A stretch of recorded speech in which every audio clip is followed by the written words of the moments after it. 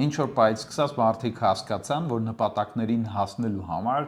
կարևոր է, որպեսզի դրանք հնարավորինս պատկերավոր լինեն, որպեսզի հնարավորինս լավ պատկերացնեն միջև վերջ, թե ինչ են ուզում եւ ինչ է իրենից ներկայացնում իրենց նպատակը։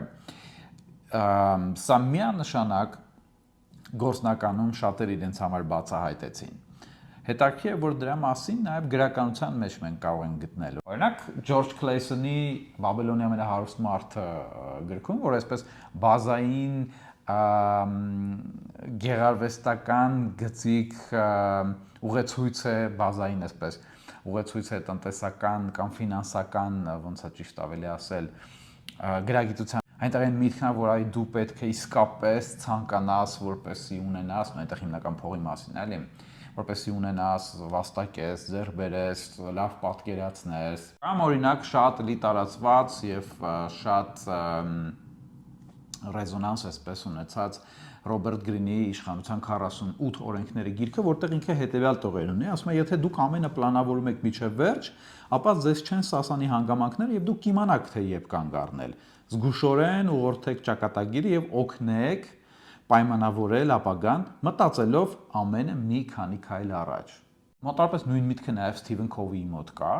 իր նույնպես էլի շատ տարածված բարձր արդյունավետությամբ մարդկանց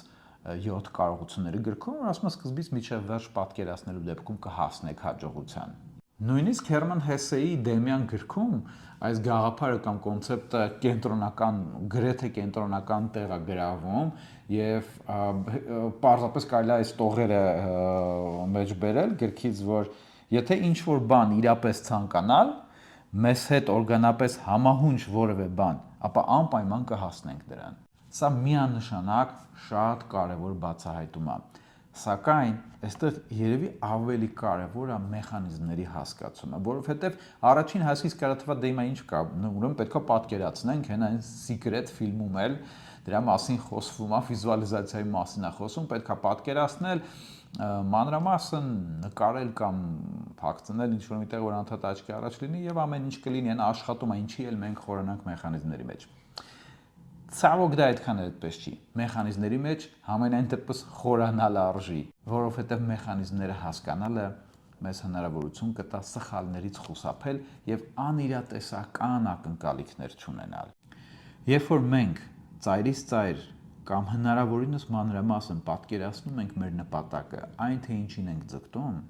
սա անհրաժեշտ է նրա համար, որպեսզի մեր անգիտակցականը մեզ հետ համագործակցի, որպեսզի բոլոր այն միկրովորոշումներում եւ շատ արագ կայացվող իրավիճակային որոշումներում, որտեղ մենք չենք կարողանում հասցնել ամբողջովին ծայրից ծայր վերլուծել եւ անցկացնել գիտակցության ֆիլտրով կամ ֆիլտրներով եւ մեծ ազդեցություն ունի անգիտակցականը, որպեսզի անգիտակցականը մեզ հետ համագործակցելով նախապես իմանա որ ուղղությամբ տանել մեզ եւ որտեղ դեպի որտեղ ուղղորդել մեզ այդ իսկ որոշումների միջոցով։ Դրա համար շատ կարևոր է պատկերացնել, հասկանալ ի վերջո մեր նպատակը որն է, ամբողջությամբ դա մանրամասնորեն պատկերացնել եւ սկզբից մինչեւ վերջ ճանապարհը նաեւ մտածել։